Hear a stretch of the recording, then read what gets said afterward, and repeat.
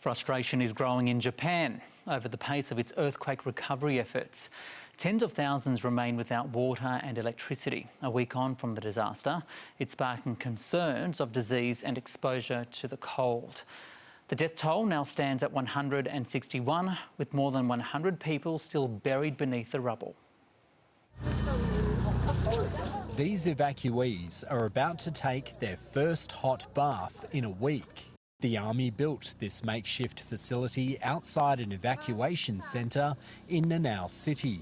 Across the Noto Peninsula, tens of thousands of residents are still without running water and electricity. For the evacuees and the affected people, it's necessary to give them mental comfort like this, especially in Japanese culture. So that's why we support them. Late yesterday, the Prime Minister said the government's working to provide aid. We need to strengthen delivery routes for food, water and portable toilets. We need to improve the disposal of waste and provide medical assistance and set up makeshift beds. But it's facing growing anger from residents who say the help isn't enough. Around 200 people are staying at this elementary school. 65-year-old Hisaaki Nakano left his home and won't go back, fearing more tremors might hit. It's not very comfortable here, sleeping like this, but there are many earthquakes and I'm fearful. Even though my house is new, this is the safest place for me. At this evacuation centre, there is enough food and now hot baths, but at other centres I've visited, conditions are far more difficult. There's very little to take the minds of evacuees off the earthquake and virtually no relief from the cold. Bedding and hot food is minimal, and hundreds rely on portable toilets. Everyone is putting up with it, helping each other, bringing things from home and sharing it with everyone. That's how we are living right now. Since we can't use the water, there is no sewerage, so the sanitation and toilets are extremely bad, and that could spread disease. That's my main concern. Thousands still remain cut off. The military now forced to carry supplies in on their backs, traversing a rocky hill to reach isolated parts of Suzu. Authorities also battling widespread landslides. Several people died in the one property in Anamitsu, and many others have been trapped.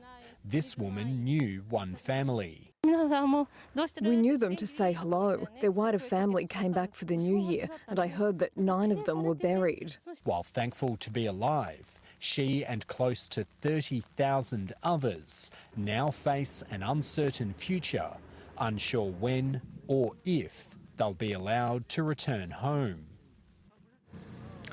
And Darren Fernandez joins us tonight from an evacuation centre in Nanao, that's on the Noto Peninsula.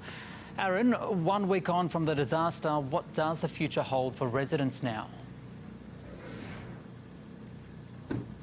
Ricardo, good evening. Well, look, the concerns at the moment are really focused on immediate needs, and that includes the severe weather conditions that you can see all around me. Heavy snow has set in here on the Noto Peninsula in the last 2 days, and that's complicating recovery efforts in a number of ways. First of all, authorities were already worried that infrastructure damaged during the earthquake could collapse in the aftershocks, or if there were more earthquakes. They can now add the accumulation of snow, of heavy snow piling up on that infrastructure to the list of concerns. The snow has caused the closure of roads, the suspension of flights, and it's just made life more difficult for all of the rescue workers who are working through the rubble trying to find the remains of those that sadly died. Inside the evacuation centres, it's also made life more difficult there as well. I visited about 3 or 4 of those in the last couple of days, and in all of them, people are sleeping on the floor. They might have a sheet of cardboard or a blanket to lie on, but they're all sleeping on the floor. And while there are heaters in the evacuation centres, those might go off in the middle of the night when the generator needs to be refueled or something like that, and the temperatures immediately drop. So there's plenty happening in an immediate sense here. In the longer term, people are really concerned about the elderly populations that live here on the Noto Peninsula and the levels of support that they will need. I've spoken to the children and social workers that have voiced those concerns, and also just business owners wondering how long the recovery effort is going to take and when life here is going to return back to normal.